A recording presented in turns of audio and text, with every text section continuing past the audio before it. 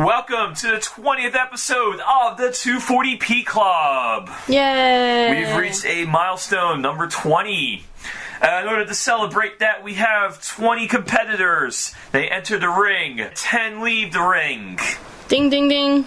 We are going to have 10 winners here, 10 losers. It is our back alley Battle Royale between video games. Ding, ding, ding. Now, this week we will be covering 2 games of the same genre. We're not going to be pitting Quake against Mario, because it's just, you can't compare it. Fair, no. Yeah, 2 the same genre of video games from about the same era, just about the same era. They go up head-to-head against each other. Our panel of judges here debates each game. We pick a winner and move on. Now, to meet our judges here, our usual podcasters, of course. I'm Metallic Joke. Sitting across from me is Ray. Ray is here. Sitting next to me.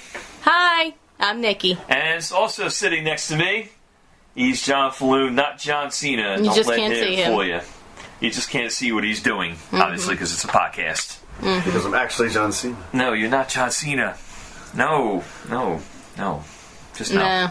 Anyway, we have a whole bunch of games to get through here. Some of these just off the cuff. We're just making this shit up as we go along. Why not? It worked for some of our other podcasts. So anyway, in our top 20, well, we're not doing a top 20. Anyway, in our Battle Royale, we should start first with... What should we start with? No countdown. A drum roll. Yeah, we'll start off with a drum roll. I don't know. I'm looking around my room. Why don't we do Warcraft 2 versus StarCraft? Have you guys ever played either of those? I did not have a working computer that could play either of those. Oh, man. But I am familiar with the series, obviously. Ray, please tell me you've played those. Of course I have, but is this really a competition? Because they were both made by the same company. Yeah, but they were both the go-to for real-time strategy games. And besides, I can't really do Command & Conquer because that might be a little more obscure. StarCraft was probably the only, real-time strategy game to go to if you wanted to play it online for several years, just because of its sheer popularity and balance. I mean, there was a huge community that played Warcraft 2 online through, obviously they didn't make it as easy. They didn't have the Battle.net servers till Diablo 1 came out, which was immediately after Warcraft 2, but Blizzard did have ways to play this game online. They had one program that was famous called Kali, which basically you paid $15 and you had a lifetime registration to. Also was it made a local area network, so you could play that as well as some other games like Descent, Doom, and everything on your PC. Basically, it pirated a local area network connection into a online connection, basically. Which, is simplified today, obviously, but back in 1995, it was kind of complicated. They did eventually update Warcraft 2 to be compatible with Battle.net. Yeah, they do have a Battle.net edition that came out in 2000, I believe, 2000 or 2001, one of those years, and it's obviously very functionable. The only upgrade they really did was now you know how much food you have, in order to create units without having to click on a farm unit. I think by the time that came out, it was too little too late, because StarCraft pretty much completely dominated Battle.net for, like I said, several years. Yeah, StarCraft was the newer game. StarCraft had 3 playable races instead of 2, and StarCraft was going completely for balance. However, I have a soft spot for Warcraft 2. I'm sorry, I played so much Warcraft 2 as a kid that I kind of have a soft spot. It only had 2 races. Some of it wasn't balanced, but some of it was. Humans had mages that were way more powerful than the Orcish unit, which were the Death Knights. However, Ogre Magi were grossly overpowered due to the Bloodlust spell. Whereas humans, you got a healing spell, which really didn't do much, because by the time you got to use it, your characters were swarmed with 4 bloodlusted ogres, and poof, your knight was gone. So I can understand the balance issues, but at the same time, StarCraft was extremely balanced. Sometimes StarCraft was too balanced, though. For every unit in your arsenal, you had another unit in an enemy's arsenal in a different race that can outdo your units. Yeah, I'm not really that ashamed to admit that I'm just absolutely terrible at RTS games. Like, there's way too much multitasking to do, way too many hotkeys to memorize, and it's just way too fast-paced for me in general. Dude, I sucked ass at RTS games. Like, I could beat your average newbie and maybe someone a little more experienced, but I've played with some of the top Warcraft 2 players on Kali, and they whooped my ass in seconds. Like, literally, we were at one point where I was losing so bad, they just decided to toy with me and send sappers in, which blew up your farms one by one. And it's like, I could do nothing to stop them. No matter how many resources I tried to get, they were just toying with me at this point. I think from an outsider's point of view, it would pretty much be a no-brainer, because I think StarCraft is still being played competitively, in the big leagues. Well, StarCraft 2. I mean, StarCraft 2 is being played competitively now. The original StarCraft, though, is still coming out. I think even the first one is still being played, in the big leagues. I mean, I might be out of date by a few years on this, but I think so. I think StarCraft 2 has basically taken over the first StarCraft spot, but they're reissuing next year, I believe. It's either this year or next year, the original StarCraft. It's basically remastered graphics, but it's the same RTS game. So, obviously, this speaks highly of the lasting power of StarCraft as opposed to Warcraft. Warcraft RTS franchise kind of went the way of the dinosaur after Warcraft 3. However, Warcraft, World of Warcraft is one of the most popular games ever released. So obviously, while the RTS factor of the franchise just was abandoned, the name is doing so well. It's one of the most popular MMORPGs ever released. Probably the pinnacle of the whole genre. I don't think anything has even come close to that. I don't think anything has even attempted to top it. Like Elder Scrolls, Final Fantasy XIV were just, ways to pass the time while your World of Warcraft servers were down. So Of course, I was an EverQuest kid all the way through, so... Yeah, I had Ultima Online. I never got into EverQuest. I never had a high-end PC to play EverQuest, which you needed back in the day. So you still need it nowadays. It's so unoptimized that with every new expansion that comes out, you pretty much need to upgrade your computer. So I think it's safe to say that StarCraft takes this round in the Battle Royale. It's pretty much like the chess of the video gaming world, if you think about it. Yeah, and it's probably one of the first games to be played competitively online. As in, they actually broadcast these on TV, competitive video gaming. Mm-hmm. Yeah, I believe ESPN has some of their esports on it, and StarCraft was one of them. Yes. Overwatch, especially, was over. Oh, yeah. And some fighting games here and there, but... So, what's our next head-to-head titles? Keeping in line with the RPG mind frame, how about Dragon Warrior versus Phantasy Star? Of course, Dragon Warrior can also be Dragon Quest. Mm-hmm. Let's even up the playing field, because Dragon Quest is still a franchise that's being produced for. Whereas Phantasy Star peaked with Phantasy Star 4, and then they changed the universe up for Phantasy Star Online and Online 2. So we'll go with, Dragon Warrior 1 through 5, we'll say, and Phantasy Star 1 through 4. I was thinking more in line with Dragon Warrior 1 through 4, the whole NES series, versus Phantasy Star 1 and 2, because those are the ones that seem to be the most similar in line with the Dragon Quest series. If we're not going to count Phantasy Star 4 in that series, I think it makes it a whole lot more even, because Phantasy Star 4 is one of the best Genesis RPGs ever released. It's pretty much in a different category than the rest of the series. I mean, Phantasy Star 1 was pretty much like an advanced clone of the first two Dragon Warrior games, if you think about it.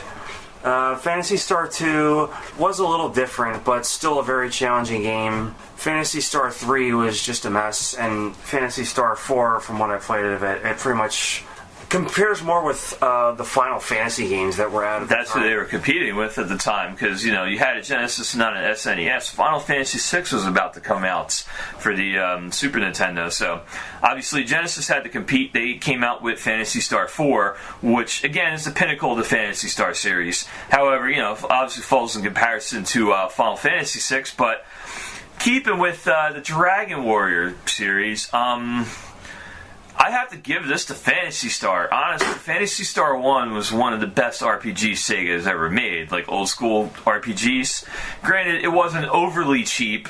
You know, it took a while to get started. You had to grind to basically even get through the first dungeon because you solo one character. A lot of games back then were like that. Yeah, a lot of games were like that. But if you want to strictly give it to that game, Phantasy Star beats Dragon Warrior head over heels. Because Phantasy Star was such an awesome RPG. It featured space travel. It was like it was medieval, but at the same time futuristic, because the houses were domes. It featured space traveler, and one of the characters used a gun, I believe.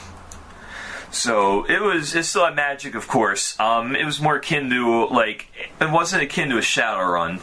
More Shadowrun in series than it was in, like, you know, that dark RPG style. But Phantasy Star 1 was one of my favorite RPGs ever released, and Phantasy Star 2, aside from the fact that it had the cheapest dungeon layouts ever produced, was still a quality game, had a pretty quality storyline, and, you know, Dragon Warrior was, you know, medieval this, you know, son of Eldrick, you know, has to save the world, blah, blah, blah, blah. I'm sorry, I'm giving this round to Phantasy Star. If you're kind of going by the tone of the games, Phantasy Star, I will grant, had like a futuristic setting, and it was also very gritty in parts. Like, one of the first challenges is Phantasy Star 2 is like getting past this bandit whose daughter was kidnapped by like a bunch of other bandits, so he turned to banditry. So like you rescue the daughter and then bring him back like to her father. And she decides to just, like, go up to him without, like, uncloaking herself. And he, like, demands all her money and slashes her. And then realizes that that was her daughter. And, like, Yeah, he has like, a big what have I done moment. And then just blows himself up along with the remains of his daughter. Which is really, really dark for the time, I believe. Yeah, Genesis, well, that set the tone for the Genesis. Like, you know... Yes, they weren't going to be like Nintendo with their censorship policies. Like, you know, they could have some more adult themes. Although there were some deaths in some, you know, NES titles that were, you know, on par. I mean, you're talking about Dragon Warrior being darker, but I don't think there was that much humor in the Phantasy Star games that I played. Well, I mean, granted, aside from the bad translation, you know, the health restoring items were burgers and, you know, cola and everything. But, like, Phantasy Star didn't really have that sense of humor. But it had a very decent storyline, and they wound up changing it up on you halfway through Phantasy Star 2. After you beat, like, the source of the biocontamination, suddenly you're faced with all kinds of mechanical monstrosities. Mm-hmm. Which are hunting you down, I believe. Yeah, they're actively hunting you down for causing an environmental disaster. Which, you know, if you play it, you'll get into that storyline. Again, the dungeon design has left many modern gamers just giving up, not even bothering. However, if you want a challenge, an old school RPG challenge, cannot go wrong with some Phantasy Star. I'm giving this round to Phantasy Star. I'm personally giving it to Dragon Warrior. Yeah, what about you, Nikki? What do you think? Have you played either of these? Yeah, I'm going with Phantasy Star. Phantasy Star has thrown Dragon Warrior over the ropes and out to pasture. To the 1 vote. It was close this time, though. Speaking of games that we're probably going to fire everyone up here, we might even be able to dedicate an entire podcast to this one, but why not? Let's put it into here. Street Fighter 2 versus Mortal Kombat arcade versions. We're going to go with Champion Edition so you have the boss characters. Why don't we put it that way? Street Fighter 2 Champion Edition versus the very first Mortal Kombat title. Arcades. And go. Oh, God. Don't put me on the spot. I'm a big fan of both series. You have $1 to spend. There's lines at both arcade machines. Who, mind you, it's Challenger, and Champion. Champion stays on. Challenger, puts their quarter in. You see a line for both arcade machines. Which one do you go to? I put 1 quarter in one and 1 quarter in the other. And play them at the same time. Yes, I can. I have that much motor skill. I actually don't. Now, if we're comparing the two games, honestly, like, figuratively and literally putting these two games together, I would say Street Fighter 2 Champion Edition. If it's Mortal Kombat 2, it might make things a little bit more difficult. I like 2 better than 1. What's giving you Street Fighter 2 over Mortal Kombat? Is it more playable characters, or is it... It's more playable characters, more fluid gameplay.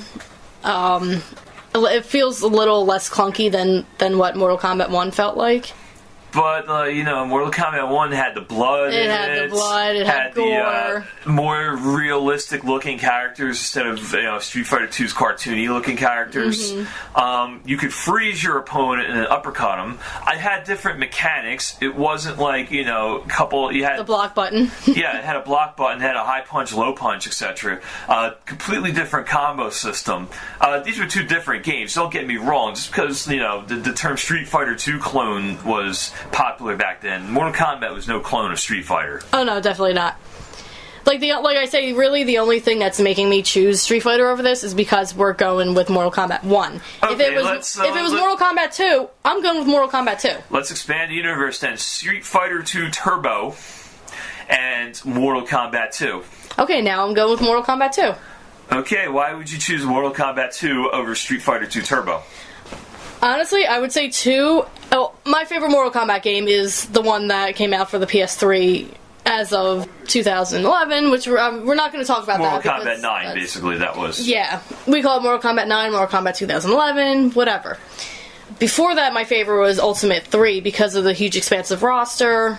And just rosters really obviously do it for me because I like to have a selection of different players. But were they mostly balanced though? I mean, Ultimate Mortal Kombat 3 I didn't think had the balance. It didn't. But then again, neither did Street Fighter really. I mean, everyone chose Ryo or Ken. Right. I mean, but regardless people got really good with Guile and Chun-Li and stuff like that. Although you're not going to win a tournament with Zangief unless you're playing a whole bunch of newbies or you're really good with Zangief. I have seen people beat tournaments tournaments. I've done really good at impromptu tournaments with Chun-Li, but usually those three will be never did good with Zangief.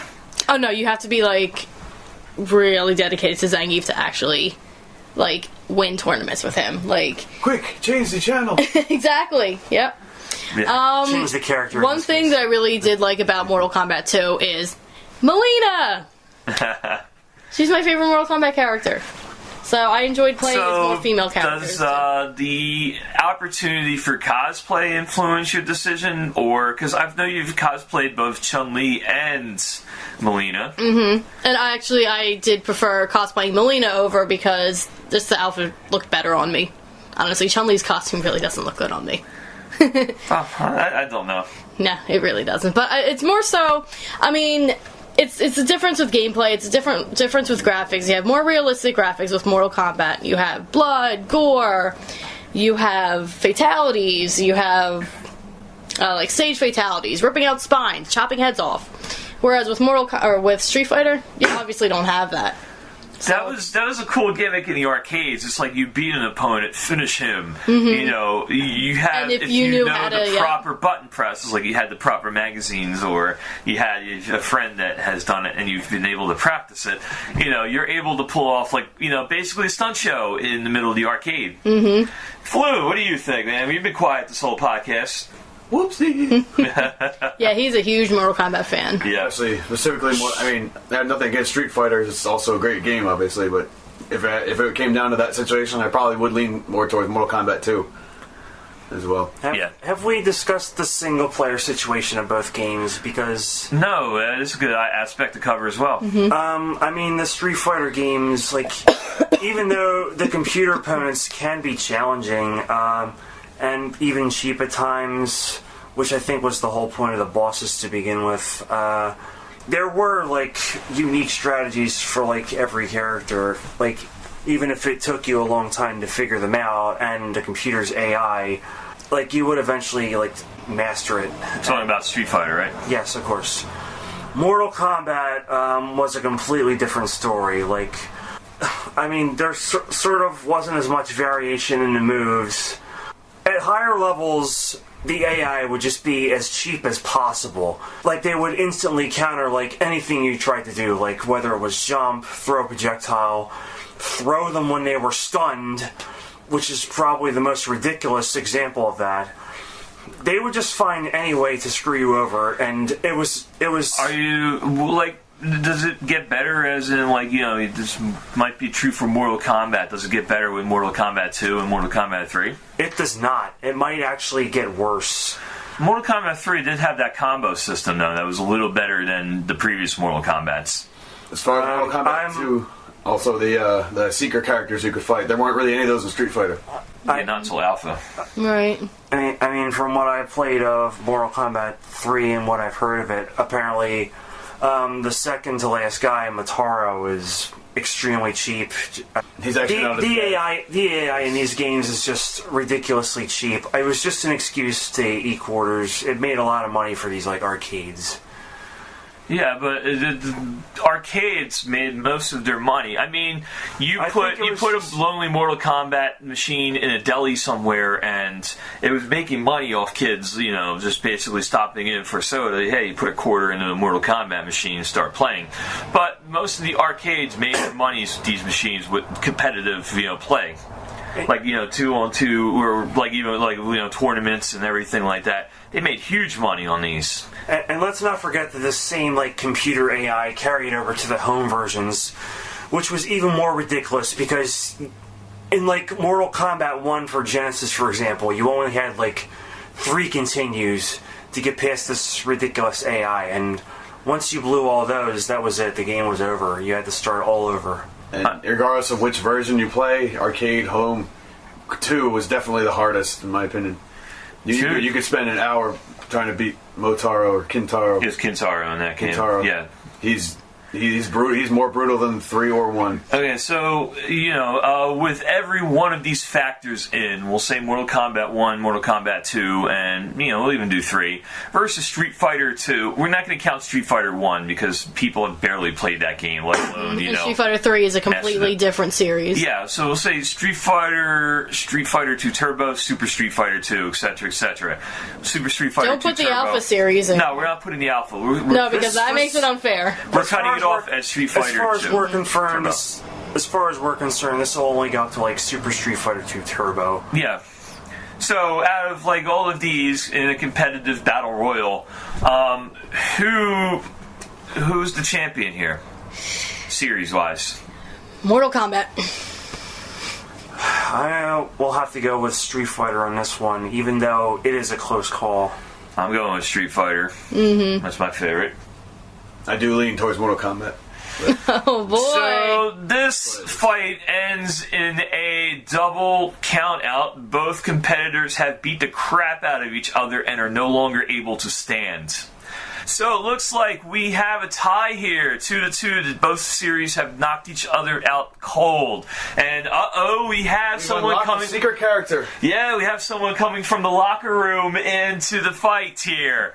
This is Phil. Phil is Nikki's twin brother. Phil, introduce yourself. Yeah, man, what's going on? Phil has listened to our podcast before. Now, since we have a 2-2 tie, you have it shared. Mortal Kombat for the arcade is down. The Street Fighter series for the arcades are down. Who do you hit with that chair? I would hit Street Fighter. No so it would give the victory to Mortal Kombat. Yes. Now, why would you give the victory to Mortal Kombat over Street Fighter? Well, to be very honest, the extreme violence. I mean, Mortal Kombat was pushed the envelope. I mean, when I mean pushed it, you know, Oh, yeah, I'm just just the some blood. of the, right, yeah, I'm just some of the sprites, the blood, the gore, all the action. The only thing that would ever make me truly say Street Fighter over Mortal Kombat was Street Fighter has one leg over Mortal Kombat, and that's the variety of moves. I mean, excluding the third one, just the first two Mortal Kombat games, where it was more based upon true gore, as opposed with the third one, where they kind of started introducing combos and this and that. Well, they had combos in the second one, but they weren't as defined as like the third one. Right. Whereas like the Street Fighter series had those combos. They always had it. The only time Street Fighter never had it was, I believe, in the very, very first one. Yeah, we're not counting that because no one's ever really played that religiously in the arcades. I think they really didn't start hitting or counting combos until Super Street Fighter 2. Well, they started counting them, but they were still publishing them. Yeah, they were still published, yeah. Yeah, it's basically like, you didn't get points for it, but it's like, hey, you do this combo, in a series, and it does this much damage to your opponent. They can't block it because you're doing all the moves in succession. Oh, yeah. So after a while, it's like, Super Street Fighter 2 is like the update made by people that have gone to the arcades and played it. And it's like, yeah, let's put in some points for the combo system. Yeah. Oh, yeah. Mortal Kombat just had the basic jump, and everyone had the same move, as opposed to little fireballs here and there, different fatalities. Everyone had the basic. They had the uppercut, they had the punch, the low kick, the low punch, the low kick. They all had the same exact thing. As opposed, but minus the other little things that makes each character different, the basic little moves were there: low kick, low punch, high punch, and that was it. You had the basic combos too. You hit the high punch a couple times. You see him do a combo. You hit back and you do the low kick, and it does a spinning kick where it sends your opponent flying. Oh yeah. Where you can set them up for an uppercut combo if they're not ready for it. Oh yeah. Street Fighter had like a variety, even, not necessarily like combo what came in Mortal Kombat 3, but they had more variety of standard moves.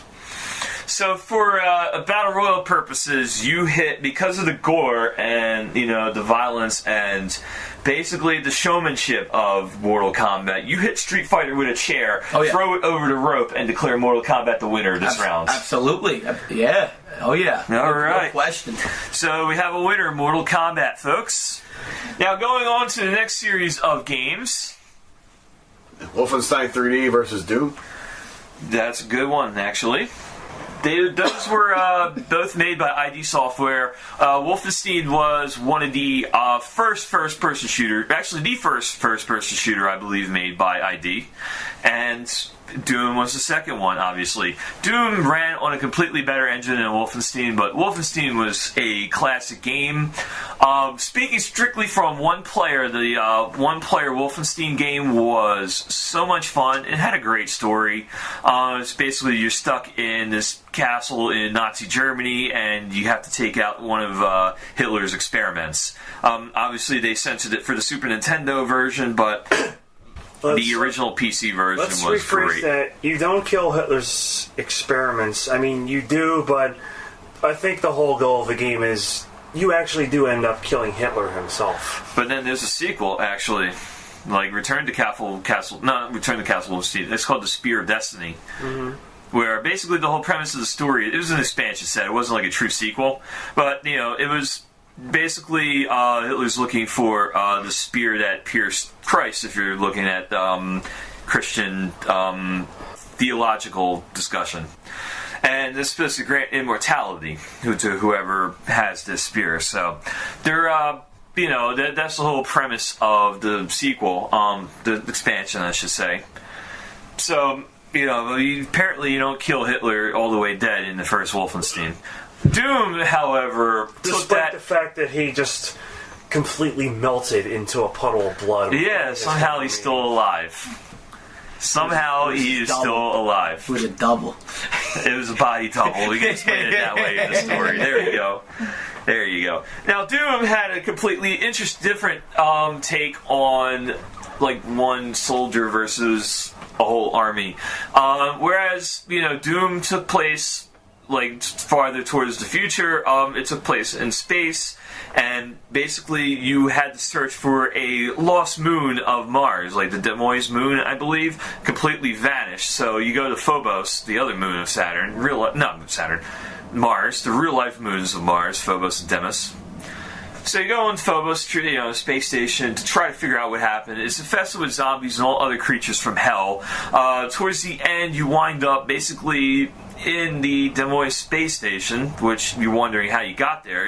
First you were attacked by enemies, and then poof, you wound up there.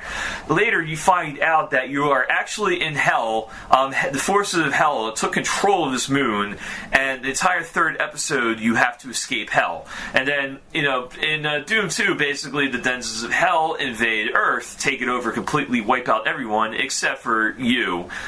The character who has to go through 28 levels, or 30 levels, something like that, kill a bunch of creatures, and basically you just see the game eventually evolve from, humanity, into basically hell. Basically you're going back to hell, in that game, to take out some of the bigger, badder demons. Now, Doom's main drawing power, number 1 was the engine, and number 2, the infamous deathmatch. And also the red cartridge on Super Nintendo. Yeah, the red cartridge was pretty cool. Yeah. Although Wolfenstein 3D was a better game for Super NES. Instead of the Doom port. Although, we're going strictly PC here. Doom versus Wolfenstein. Correct. You had the deathmatch. It was straight up, that was awesome. They had some levels in the game that were specifically designed for death matches. You and 4 other opponents or 3 other opponents, I should say, start off different parts of this map. Basically you start off with a pistol. You have to collect all the other weapons, that you can find, and take out your opponents, including sneaking up on them if you're able to, and basically keeping yourself hidden. The death match was massively successful. It was so awesome to connect online using your modem, to play 3 other people. And, it was classic. This was one of the best concepts in video gaming in 1993. You couldn't pull that off with a home system. It wasn't the same. It wasn't until GoldenEye that home systems really got the death match down. Mm-hmm. Oh yeah. Yeah, for N64. So. Strictly from deathmatch perspective, Doom shits all over Wolfenstein. However, in a head-to-head single player, to be honest with you, I'd still rather play Doom. But barely, though, because Wolfenstein's story was really awesome. Yeah, I think there's pretty much no contest here. Doom innovated so much more. Wolfenstein wasn't even, the first-person shooter, even though it was ID's the first really famous one. And of course, the whole fact that you get to blow Hitler to friggin' pieces. Yeah. Oh yeah. That's great. Nikki, what do you say? I'm going with I'm going with Doom. I'm going with the Chex Mix game. The Chex you mean Commander Keen? Here comes a new challenger. Here comes a new challenger, the Chex Mix. Not really, what do you have? It's pretty close. Okay, we'll say, it's a tie, they knocked themselves out. But for us, we had 3 votes for Doom here, so no question, Doom pulls out its BFG 9000 and sends Wolfenstein 3D into a pile of atoms. Oh yeah. And basically nothingness. So Doom. But since we are sticking along the first-person shooter genre, along came a whole host of shooters right around Doom's success. One of them being ID's own Quake. The other one being, what are we putting Quake against? RO3. They're old, hold on. They're old partners whom they made Wolfenstein 3D with, 3D Realms, formerly known as Apogee Software. And their offering was Duke Nukem 3D. Oh yeah. Duke Nukem. Duke Nukem was awesome. I don't know, to describe Duke Nukem 3D, basically... Now, Duke Nukem was already sort of a big name in, the PC gaming. He had, 2 big side-scroller games, but... This was the game that really, broke him into the mainstream, and, To describe the impact, though, this had, there were what would be considered adult video games. This was an R-rated movie made into a first-person shooter. He quoted lines from They Live, I came to kick ass and chew bubble gum, and I'm all out of gum. So many Bruce Campbell lines, Hail to the King, etc., etc. He was a cross, Duke Nukem was a cross between Bruce Campbell, kick ass, kick ass, and basically Bruce Campbell, Rowdy Piper, and Hulk Hogan. Rowdy Piper. Essentially, that's who he was. Oh, yeah. And it had a quirky sense of humor. You had to basically go into a strip club and save strippers from the, what was the LAPD morphed entirely into swine, actually, not bovines. They were morphed into pigs and boars and everything, and those are some of the main foot soldiers of the game. Basically, the whole premise is Duke stole an alien ship to get back to Earth. The aliens already took over Earth, transformed the cops into swine, and transformed, basically turned it into chaos. The cool part about the engine was you were basically fighting, whereas in Doom, you were fighting in these hallways of some some space station with, gray walls and everything. Some were colored green, yet it had technology, etc. Duke Nukem, you were fighting, and in Doom 2. In Doom 2, you were fighting what they could pass as Earth, invaded by aliens. Basically, military complexes, etc. Duke Nukem 3D, you were running around in a city. Basically, you had to shoot the windows out of a movie theater in order to open up the door. To get in, you're fighting in the middle of basically a nudie theater. Shooting things. You wind up in a strip club at one point, just start shooting with, it's basically a first-person shooter set in LA 2020 with, basically post-apocalyptic, and, everything's trying to kill you. It was an amazing concept. Again, an R-rated movie version of a first-person shooter. So we got about 3 years until that? Yeah. It's coming. Oh, yeah. But, it added a sense of humor to the whole genre. Yeah, but we're gushing about Duke Nukem, but not its competitor. ID Software had Quake up its sleeve. Quake was a really dark version of Doom, basically. Expanded the weapons. Featured music from Trent Reznor of Nine Inch Nails. And it was probably the first really big first-person shooter to use polygons instead of sprites, which meant you had to have a really powerful computer at the time to actually run it. Here's the thing that separates Quake from Duke Nukem. Duke Nukem is an awesome game in its own right. Quake was a good first-person shooter. Single-player mode, it was very innovative at the time, but Quake was most famous for its community and its modders. People modded this game into something, a couple modes. One was called Capture the Flag. The other was called Quaker Oatmeal. No. It was a lot. Quaker Oatmeal. Quake was a lot more customizable than pretty much any first-person shooter that came before. And ID knew this. The fan community went nuts over this. Once they started playing the death matches, they realized, hey, we could turn this into a free-for-all death match. We could turn this into a team, death match, basically. And let's not capture the flag. Let's not forget about Team Fortress. The sequel, which was made with Half-Life's 2 engine, is still running strong to this day.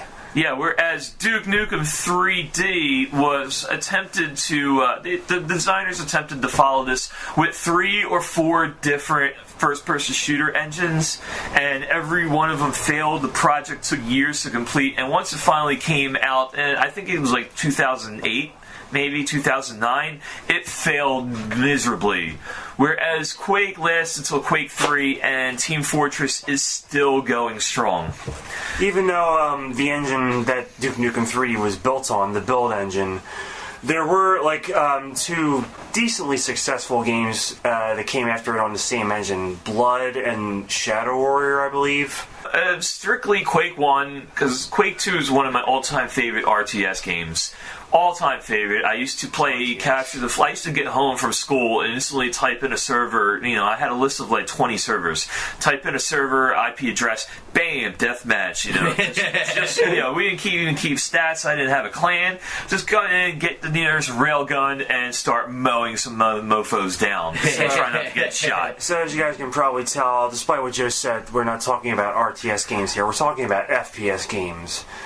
And I apologize. I apologize greatly. My acronym sense is a little off after a couple rounds of sake here. So, in our deathmatch, Quake 1 versus Duke Nukem 3D.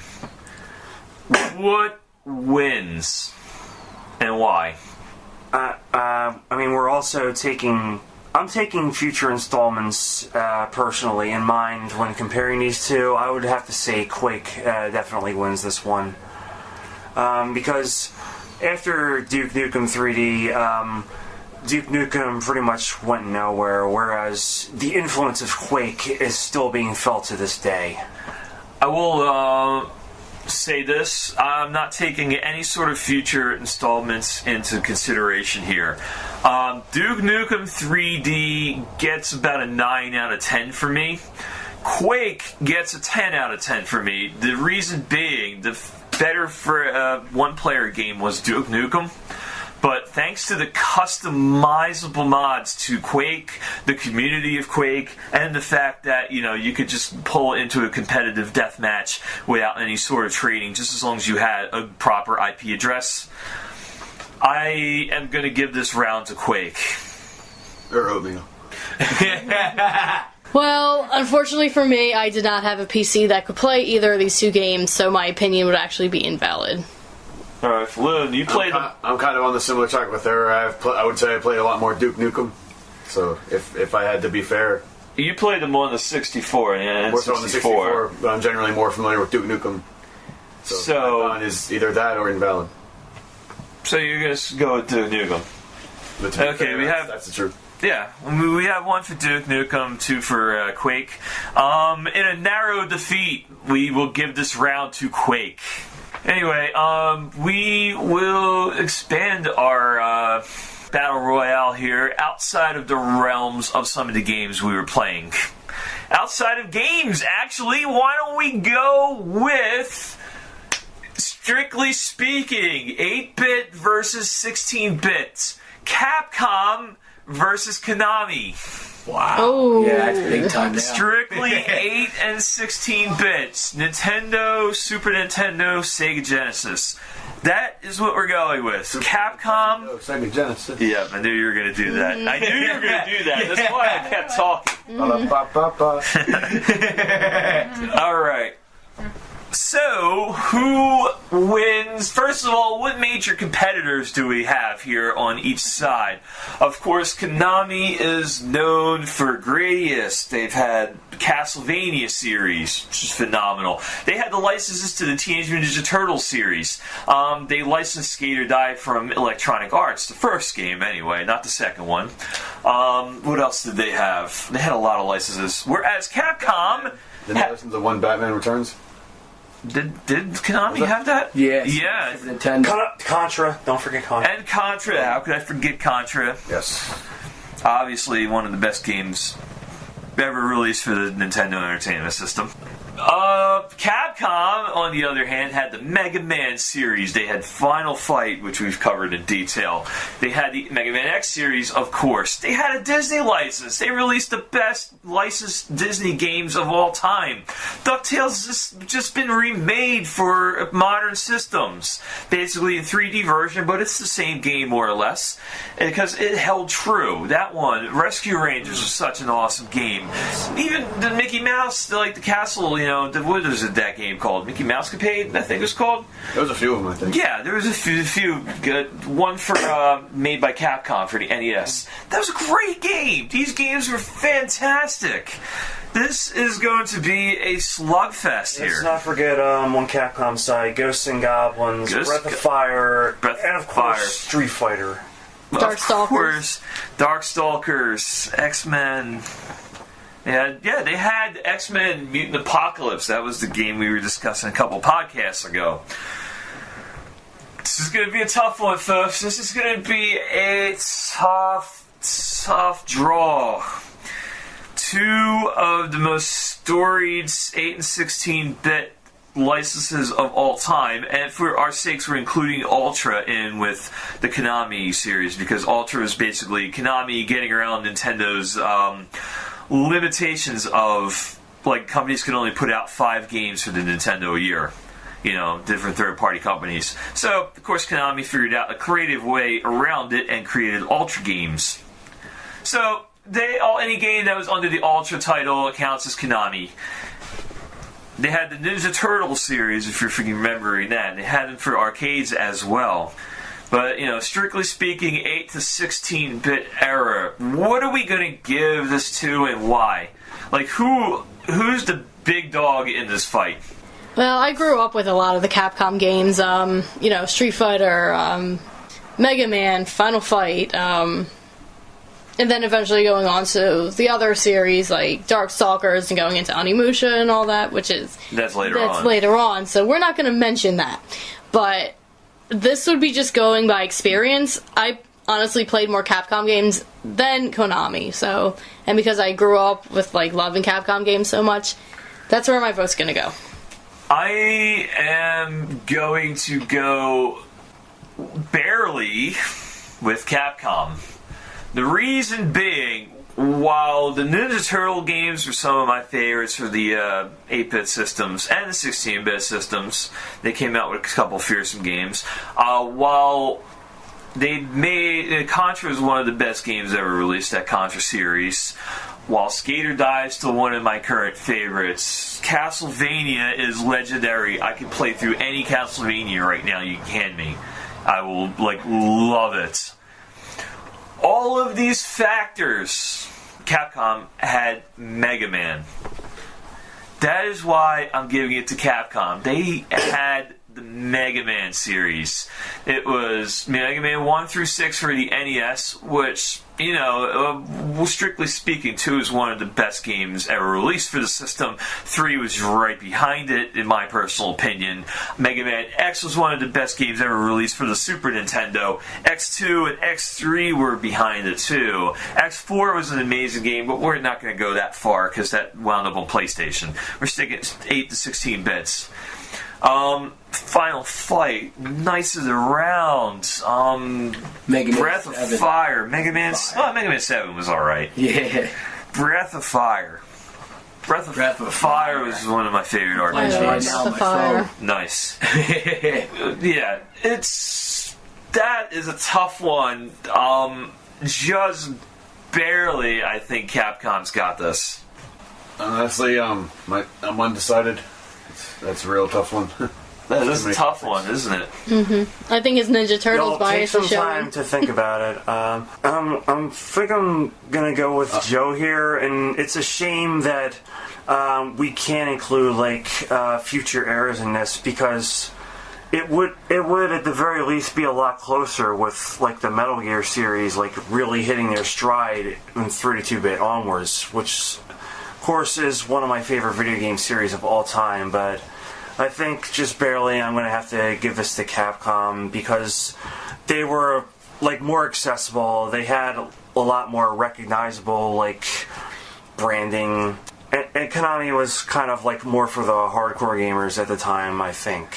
Not necessarily. I mean, Castlevania anyone could really pick up and play.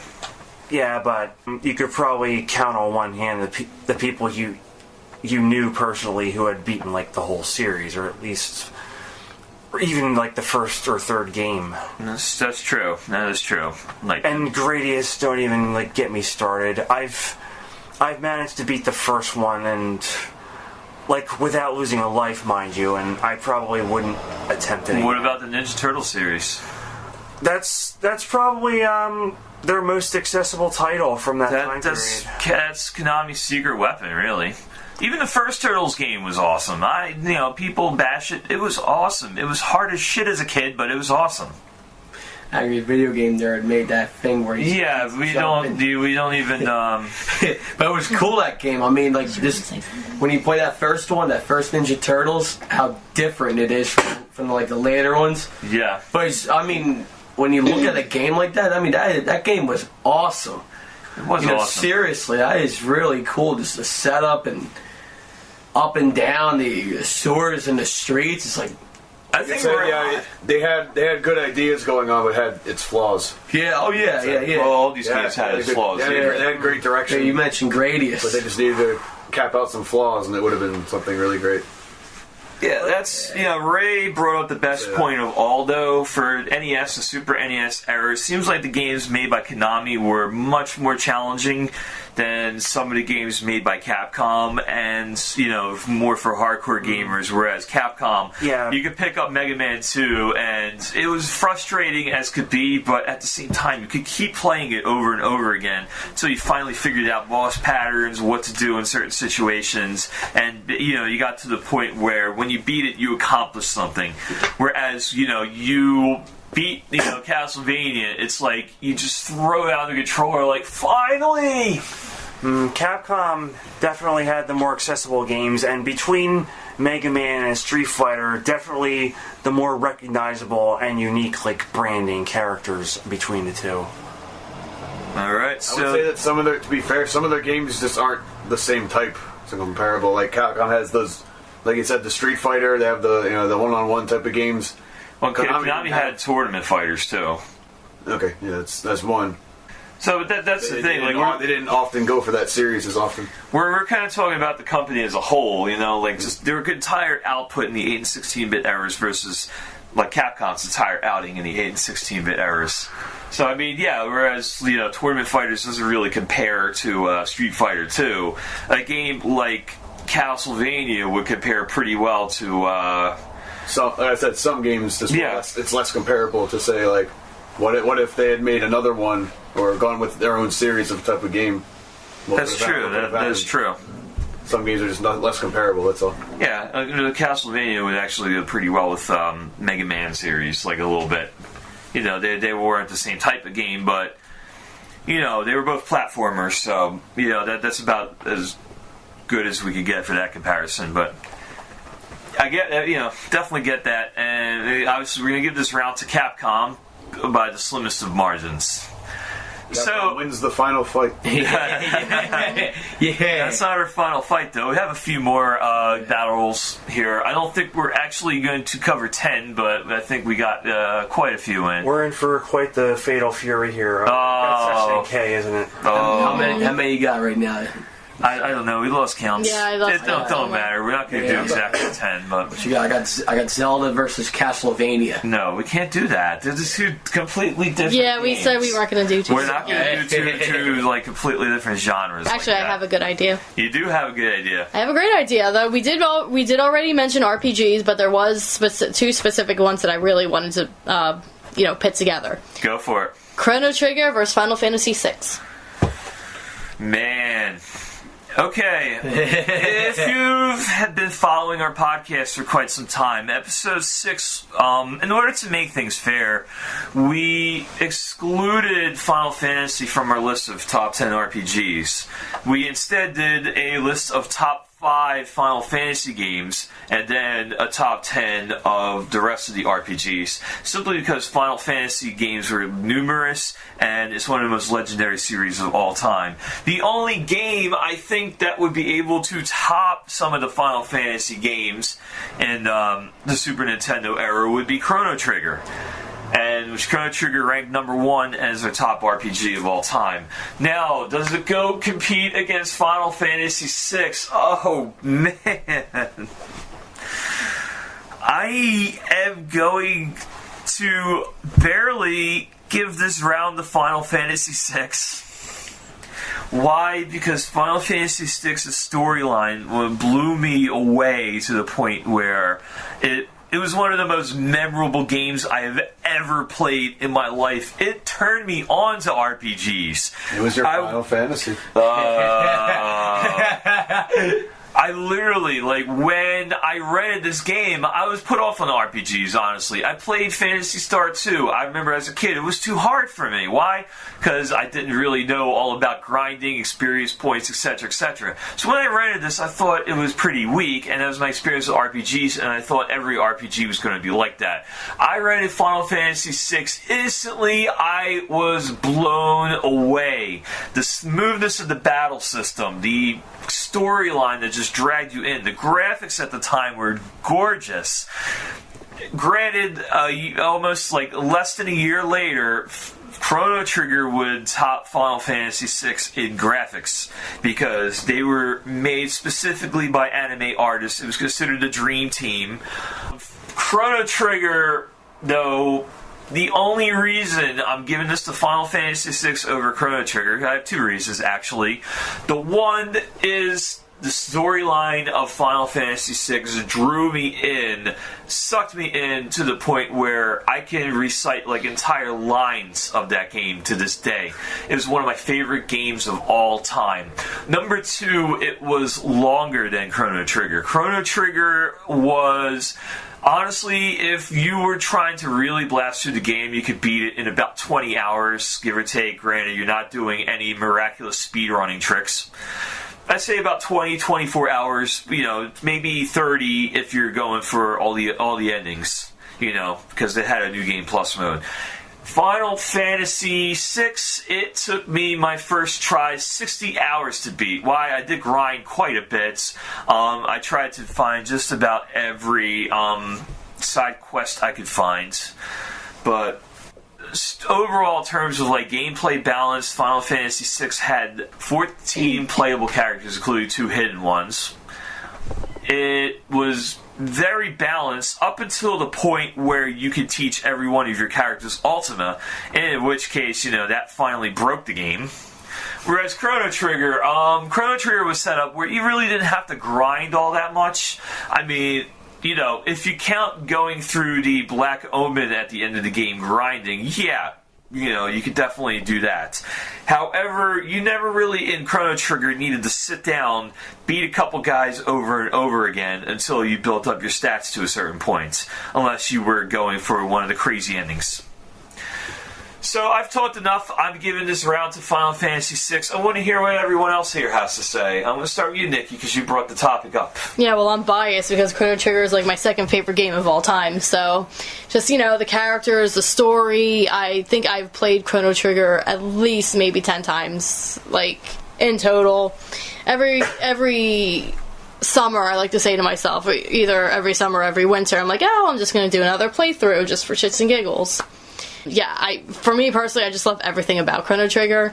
It's definitely, my second favorite game of all time. So, and I've gushed about Chrono Trigger enough in the previous podcast, so I'm not going to do it too much today.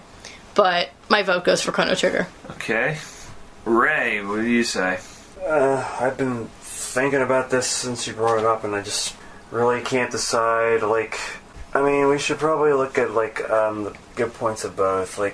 Final Fantasy VI definitely had the deeper storyline, the longer plot. Even though the second half was a lot more non-linear, it really fleshed out a lot of the characters more and the backstory of the world. And it was a lot darker, even though there was still lighthearted humor in it.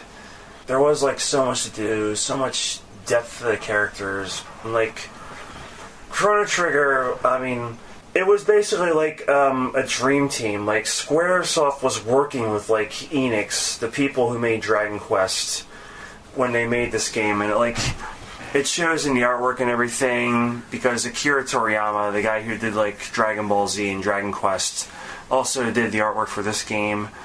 All the characters in that game were also, very fleshed out. The gameplay and, the engine pretty much pushed the limits of the Super NES. Just how complicated and, fluid the battle engine was. And, combining the skills of these characters to make, combo moves and everything. No, I kind of had to put those in there because they wanted. This is opinion only. They wanted to make it more appealing to the people that would more pick up, Mortal Kombat or a Street Fighter game. They put in combos in this game, whereas they put in hidden characters into Final Fantasy VI.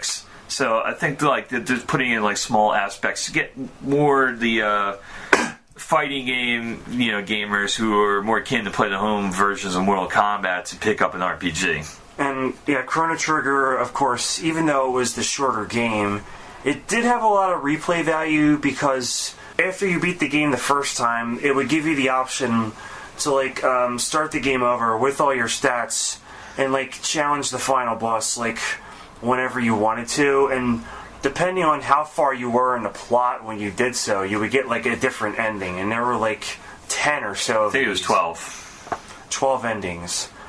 If you were going into a blind, it would be sort of a unique challenge, just trying to find all these different endings. So overall, would you say, you had to play one. You're going. We'll do the Desert Island question. You can only bring one of these games to Desert Island with a working Super Nintendo somehow, running on coconut power. Coconut. What do you pick? You pick Final Fantasy VI, any version we'll go with. We could go with the DS version of 6 versus Chrono Trigger DS. We'll go with the retranslated, remastered stuffs. So what game do you pick? Final Fantasy VI. There is some replay value in that too. Even if you want to challenge yourself, never equipping an Esper at all and just beating the game natural magic and stuff. Mm-hmm. Or just only using specific characters or low level game or. Mm-hmm. Cyan and Rome, they had kind of useless abilities. Rome at least I think had the highest magic stat in the game.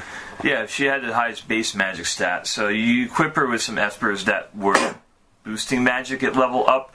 She wound up doing and then towards the end of the game, I'm spoiling it just a bit, when you wound up getting Ultima and you get the X magic, was it Soul of Thamasa or whatever it was called. I don't think it really matters if you have Ultima, because anyone besides Sabin or Cyan is going to deal the damage cap in damage with that spell, basically. Basically, you do it 99.99 over and over and over again with every casting. Mm-hmm. Even though Realm with her high magic stat, her ability was not only completely useless, it could actually glitch the game, delete your save files and everything.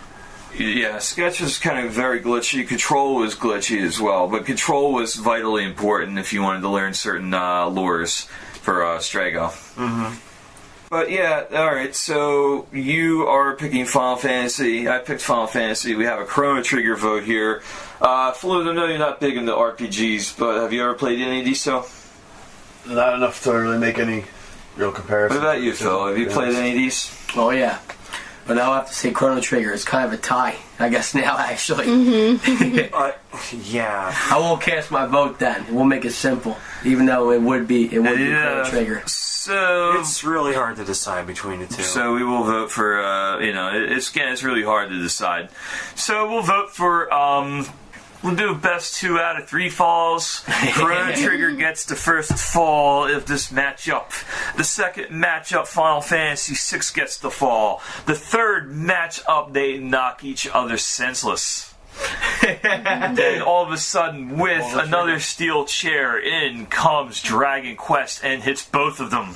Wow, that's a heel turn. Dragon Quest V, if it came out here, it would be on par with both of them. There we go. Mm-hmm. All right. Chrono pulls the trigger. How about this one? Donkey Kong versus Mario. Well, they both kind of got the better of each other. Yeah. How about, on that line of thinking, Donkey Kong Country versus Yoshi's Island? Ooh, that's a good one, actually. Yeah. Donkey Kong Country revitalized a character that Nintendo basically had on the back burner for a while. And Super Mario World 2 was a very cute offshoot of the Super Mario series, in which Yoshi had to get a baby Mario reunited with his brother Luigi. Baby Luigi, of course. And you had to fight Bowser, who was an infant at the time, and a very cranky infant to begin with. And a wizard that was trying to give Bowser a victory before, he could even... Yeah, before he could even... before he could even know what's going on. Oh, yeah. The wizard was named Kamek, and he would eventually, become a recurring character in the series. Yeah. Graphic-wise, I'm going to have to go with Donkey Kong Country because I did kind of like the realistic-looking sprites over the very cutesy graphics of Super Mario World 2. Yeah, so here's a fun fact. After Donkey Kong Country became a success, they tried to commission Shigeru Miyamoto to, make a sequel to Super Mario World with, similar, CG sprite graphics, and... his response was to intentionally make Yoshi's Island with the kiddie graphics.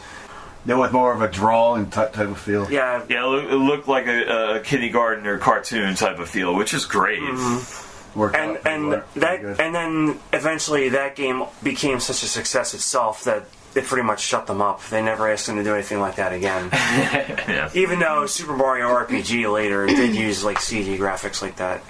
Yeah, but that was a collaboration between Square and Nintendo. So, you could thank Square for a whole lot of that, too. But it was under the close supervision of Nintendo, obviously.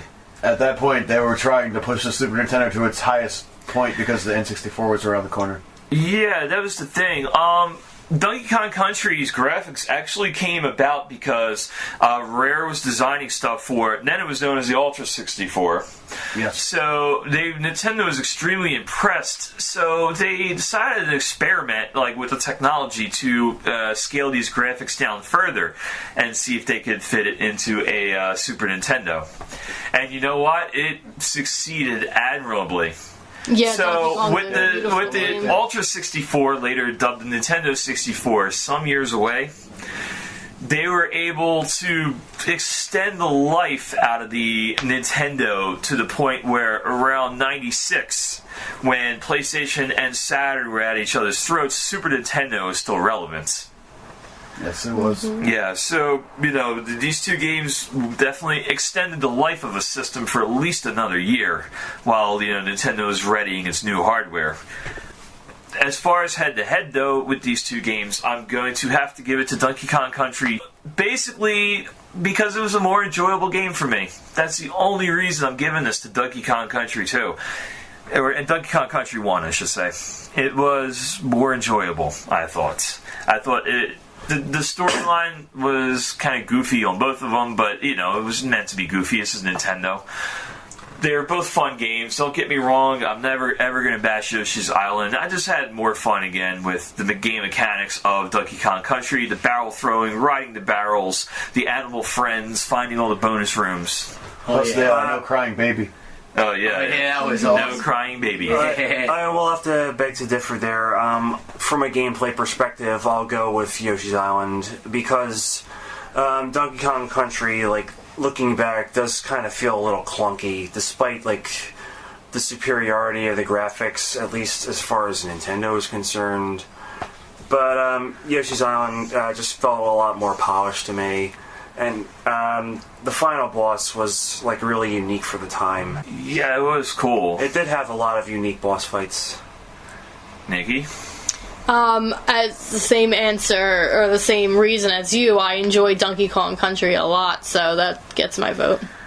Okay, Falloon. It's definitely neck and neck for me. I do enjoy both of those games a lot. Which one would you give a steel chair to? Yeah, I like that steel chair thing. It's real tough. I mean, Yoshi's Island is really cute, though. I did enjoy that That's as a cool well. game, but Donkey Kong Country.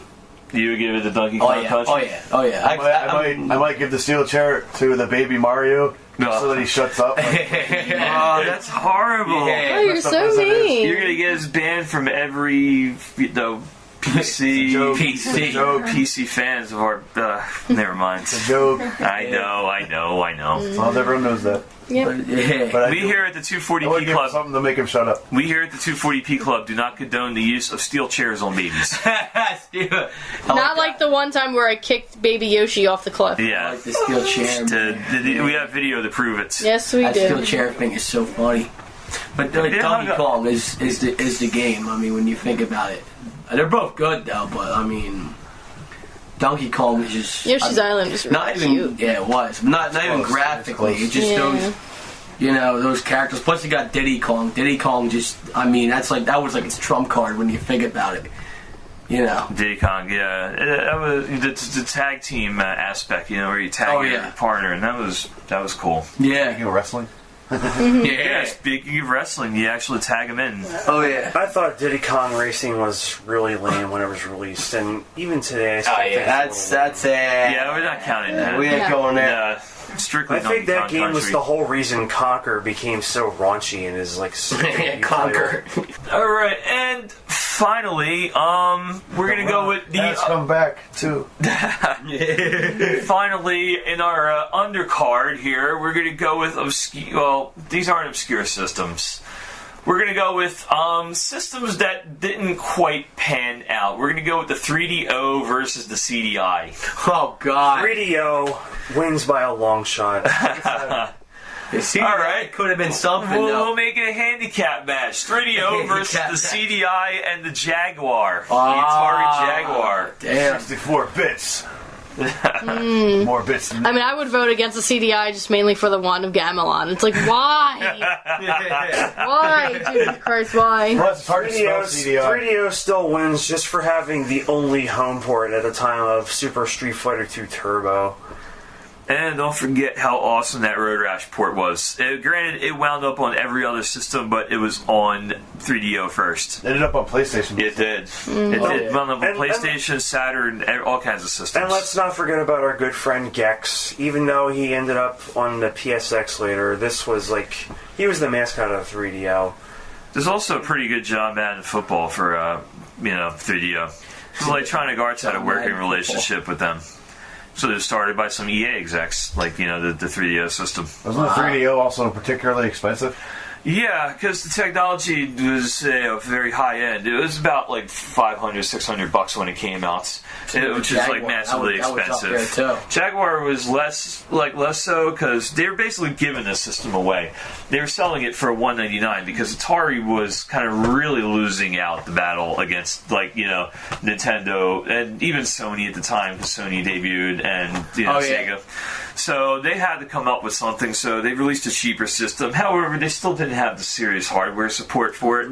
So I guess I could say with an entire consensus here that the 3DO gets a steel chair and a Singapore cane and Singapore completely takes out the Jaguar and the CDi in a handicap match. Yeah. Yeah, pretty much. CDI Yes, could be and something now. finally, the last thing we will cover tonight: the 240p Club versus themselves. Oh. I've been waiting for this moment. Who wins? Thanks. You know what?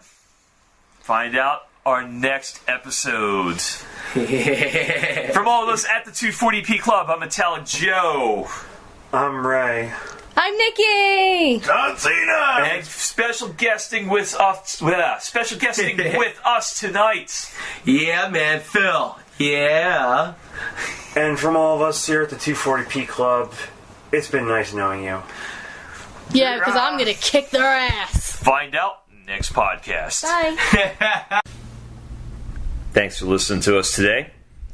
If you want more information on the 240p Club, you want to go to our website, 240pclub.com.